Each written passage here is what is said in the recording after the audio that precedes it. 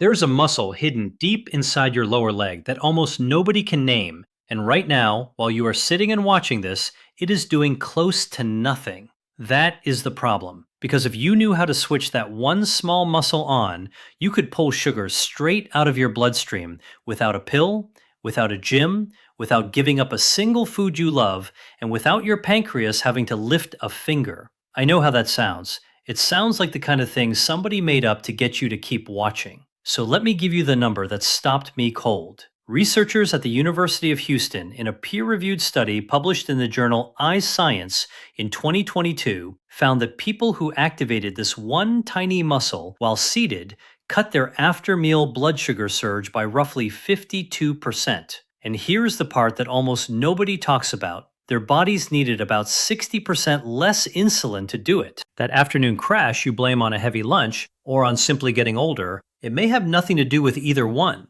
It may be coming from a muscle you have never once thought about in your entire life. Now, let me ask you something, and be honest with yourself as I do. Have you cut back on bread, on rice, on the sweets you used to enjoy, and still felt that wall hit you in the middle of the afternoon? Have you tried to eat lighter, walk a little more, do everything the way you were told, and still found yourself foggy, heavy-eyed, reaching for something sweet around 3 o'clock like clockwork? If that is you, I need you to hear this clearly. It is not weakness. It is not a lack of discipline, and it is not just age. There's a woman I want to tell you about. We'll call her Linda. Around the age of many people watching right now, sharp and capable in the morning, an accountant who is brilliant with numbers, but every single afternoon, after lunch, her mind would go cloudy. She could not hold the figures in her head, and by 3 o'clock, like a ritual she could not break, she would walk down the hall to the vending machine for a chocolate bar. For years, she told herself she just had no willpower. That was never the truth. Her brain was riding a blood sugar roller coaster nobody had ever explained to her. And by evening, she felt completely wrung out, not from the work, but from the ride. So here is what I am going to do for you in the next few minutes. I am going to give you a ranked list of 4 simple things you can do after a meal, starting with the easy ones and building all the way up to the most powerful method of all. And I want you to pay special attention to number 1, because once you understand the mechanism behind it, you will never look at a quiet, still afternoon the same way again. But to understand why any of this works, you first have to understand what is actually happening inside you when you eat. Glucose is just sugar in its simplest form, and it is fuel. Every cell in your body runs on it. Your muscles burn it, your liver stores it, and your brain, this is the important part, depends on it almost completely. So glucose is not your enemy. It is a basic requirement for staying alive. The trouble starts only when too much of it shows up in your blood too fast and your body has nothing useful to do with it. When you eat carbohydrates, bread, rice, pasta, potatoes, anything sweet, even some fruit, your digestive system breaks all of it down into glucose, and that glucose floods into your bloodstream. Picture a garden hose with the tap turned on gently. Water flows, the hose holds its shape, everything is fine. Now imagine someone cranks that tap wide open. The hose bulges, the walls strain. That is roughly what your blood vessels go through during a sharp sugar spike. Your body panics and fires a message to your pancreas. Release insulin fast. Think of insulin as a delivery worker whose whole job is to grab glucose out of the blood and shove it into your cells. Some goes to your muscles, a lot goes to your liver. But here is where it gets interesting. If your muscles are already full, and your liver is already full, and you are sitting perfectly still on the couch after dinner, your body still has to put that leftover sugar somewhere. So it tucks it into your fat cells. And once it goes in there, it is very, very hard to get back out.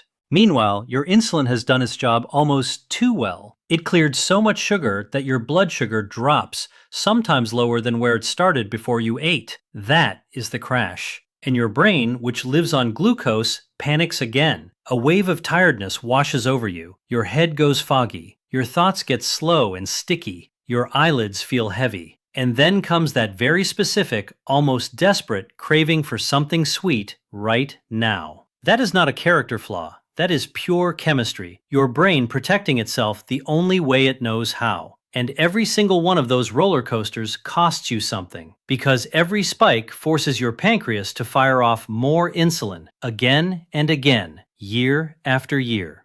If any of this is starting to sound like your day, do me a quick favor and tap the like button. It genuinely helps other people living with this exact pattern find this video. Now here is the part that matters for the long haul. Your pancreas is not infinite. Every excessive insulin release wears it down a little.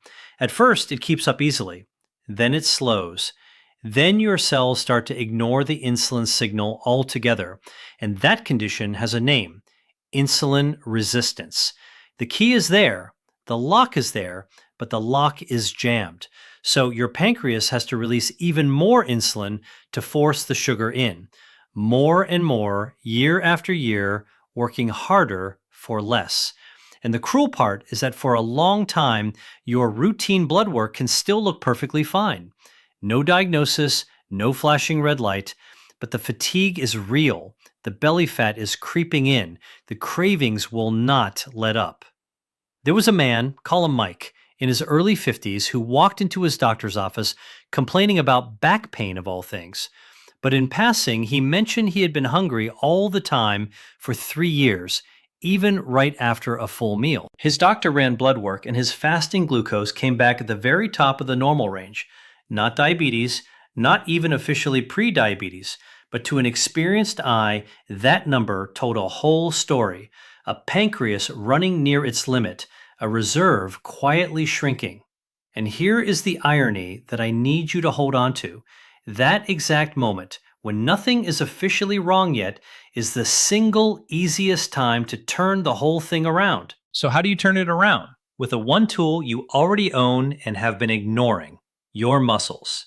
Inside every muscle cell are tiny structures called mitochondria. You do not need to remember the word. What matters is what they do. They work like little furnaces that grab glucose out of your blood, burn it, and turn it into energy. When you sit perfectly still, those furnaces idle on a low pilot light, barely sipping fuel. But the second a muscle contracts, those furnaces flare up and start burning glucose at a far higher rate. And here is the beautiful part. Normally, glucose needs insulin as a key to unlock the cell door. No insulin, no entry. But a working muscle has a back door. It opens that door itself. No key required. This is a completely separate biological mechanism, and it kicks in the instant a muscle contracts. Glucose flows straight from your blood into the muscle. Your pancreas never has to get involved, and the roller coaster never even gets started. That is why the 90 minutes after a meal are the most valuable window of your entire day,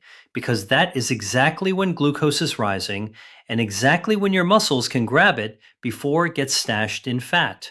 So, with that understanding, let's count down the 4 ways to use it, from good to better to extraordinary. Number 4, the after meal walk, the gentle reset. This is the most familiar one, and people underestimate it because it feels too easy to matter. It does matter. In a 2025 study published in Scientific Reports, a brief 10-minute walk taken right after eating lowered the peak blood sugar measurably compared to simply sitting and resting. And the researchers noted the same gentle approach has worked even in older adults and people over 50. We are not talking about an hour on a treadmill. We are not talking about huffing and puffing. We are talking about a comfortable, easy stroll, the kind of pace you would use window shopping. The route does not matter at all. Step outside if the weather is kind. Walk slow laps around your living room while you scroll your phone. Climb the stairs in your building a couple of times. The only rule is this: move instead of sit. For older adults, this is gold because it asks nothing of your joints and nothing of your schedule. One quick caution: keep it gentle. This is not the moment for a power walk. If you ever feel dizzy or short of breath, stop and sit down. But here is where it gets even more interesting, because the next method works faster. Number 3, the squat, the big muscle accelerator. The reason squats beat a walk for speed is simple. They fire up the biggest muscles in your entire body, your thighs and your glutes. Bigger muscle means more glucose pulled out of your blood per minute. You do not need to do this like an athlete. Stand tall, feet about shoulder width apart, toes pointed slightly outward. Lower yourself down only as far as feels comfortable. You do not need to reach parallel with the floor, and please do not force it. Keep your back straight and let your knees track in the same direction as your toes so they do not cave inward. Then push back up. Just 10 of them, slow and controlled. Here is a trick that makes it stick for older adults. Anchor it to something you already do. Turn the kettle on for your after-dinner tea, and while it heats, do your set right there in the kitchen. That is roughly the right amount of time to give your sugar somewhere useful to go. The mistake most people make is doing squats first thing in the morning on an empty stomach and skipping them when it actually counts, right after the meal. Do them when the sugar is rising and they earn their keep. And if you are watching this and thinking you can't manage squats, don't worry. The next one asks even less of you, and it might be the most underrated tool of them all. This is also the perfect moment to pause and say, if this is helping you understand your own body better, take 1 second to like this video and subscribe to the channel. We're building a community of people who refuse to accept it's just age as an answer, and every like and subscribe helps another person find this.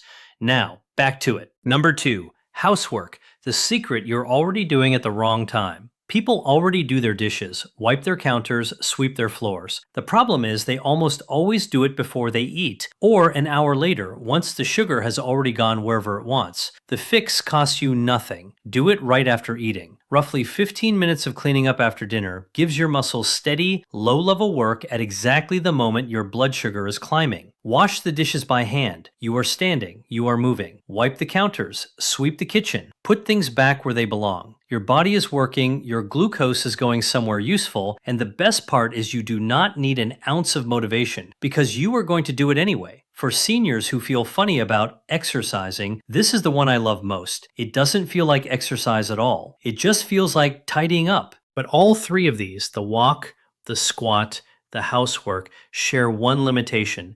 They ask you to be up and moving. And what if you can't be? What if you're tired, or your knees ache, or you simply want to sit down? That is exactly where the number one method comes in, and it is even more powerful precisely because it asks you to do almost nothing. Number 1, the soleus push-up, the muscle nobody told you about. On the back of your lower leg, just below the knee, 2 muscles sit stacked on top of each other. The one you can see, the bulge that flexes when you rise onto your toes, is called the gastrocnemius, but underneath it, deeper inside the leg, sits a second muscle called the soleus. Most people have no idea it is even there. It does not show in the mirror, you can't really feel it on its own, and yet, pound for pound, when it comes to pulling glucose out of your bloodstream, no other muscle in your body matches it. Here is why, and this is the part that genuinely surprised the scientists. Most of your muscles burn their stored fuel called glycogen when they work. The soleus barely stores any, so when it contracts, it reaches straight into your bloodstream and pulls out glucose directly. It is built almost uniquely to sip sugar from your blood for hours without getting tired. That is the back door, wide open, all the time. This is the muscle the University of Houston team studied, led by Dr. Mark Hamilton, in that 2022 iScience paper. They had people sit in a chair and do one absurdly simple movement after eating, lifting and lowering their heels while keeping their toes on the floor. That's it. You could be at a computer, watching television, talking on the phone. Nothing about your day had to change. The only thing moving was the back of the foot, and the results stunned even the researchers. The after-meal glucose surge dropped by roughly 52%. The insulin needed dropped by close to 60%. That second number is the real headline, because it means the pancreas barely had to engage at all. The soleus was pulling sugar out of the blood so efficiently that a big insulin response simply wasn't needed. And a follow-up pilot study in people with prediabetes found this seated movement still cut their glucose response meaningfully, even without any lab equipment guiding them. So let's do it together, right now while you're watching. Plant both feet flat on the floor. Keep your toes pressed down and your heels free. Now slowly lift your heels up and let them back down. Up and down. At your own pace, no rush, no force, no straining. You can do this at your desk. You can do it on the couch. You can do it in a waiting room or a coffee shop and not one person around you will notice. 10 to 15 minutes of this after a meal is enough to make a real, measurable difference. And because the soleus doesn't fatigue the way other muscles do, you can keep it going gently for far longer than you'd think. This is the one I want every person over 60 watching to try first, because it removes every single excuse. No standing, no equipment, no sweat, no time taken out of your day. Now, there's one pattern worth pointing out on its own, because it explains why this matters more the older we get.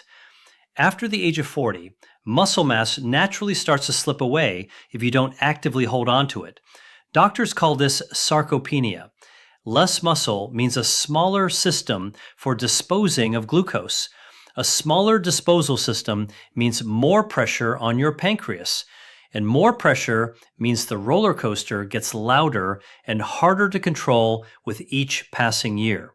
So every time you switch these muscles on after a meal, you're not just smoothing out one afternoon, you're protecting the very system that keeps your blood sugar in check for decades. Do me a favor and drop a quick comment with your age. It genuinely helps me understand who's watching and how much this topic matters to people right now. So let's pull it all together. In the short term, if you start moving right after your meals, you'll feel the difference within a few days. That post-lunch fog will start to lift. Your head will feel clearer in the afternoon. Your energy will stop falling off a cliff an hour after you eat. And that pulling, urgent craving for something sweet will quietly begin to lose its grip on you. In the long term, you're doing something far more important. You're taking the load off your pancreas one meal at a time. Every time your muscles handle glucose directly, your pancreas gets a break, and year after year, those breaks add up. That is the real difference between staying metabolically healthy into your 60s and 70s and slowly drifting toward insulin resistance, prediabetes, and type 2 diabetes. But please hear this clearly. Do not try to do all 4 of these at once and burn yourself out by Thursday. Pick one. Start with the seated heel raises today, after your very next meal, and just see how you feel. Consistency is the magic word here, not intensity. One walk helps one meal. A daily habit slowly rewires how your whole body handles sugar. And one last honest word, because you deserve it. This video is a starting point, not a replacement for the person who knows your full health picture. At your next appointment, it's worth asking your doctor about your fasting glucose number and whether a test called hemoglobin A1C makes sense for you. It shows your average blood sugar over the past 3 months. If you're already taking medication or supplements for blood sugar, those are conversations for your doctor, not for a YouTube channel. Take what's useful here, then run it past someone who knows you. If you got something out of this today, drop a like and hit subscribe. It's what keeps this channel growing. So tell me down in the comments, how old are you and where in the world are you watching from? I read them and I'd love to know who's out there. Take care of yourself, start small, and I'll see you in the next one.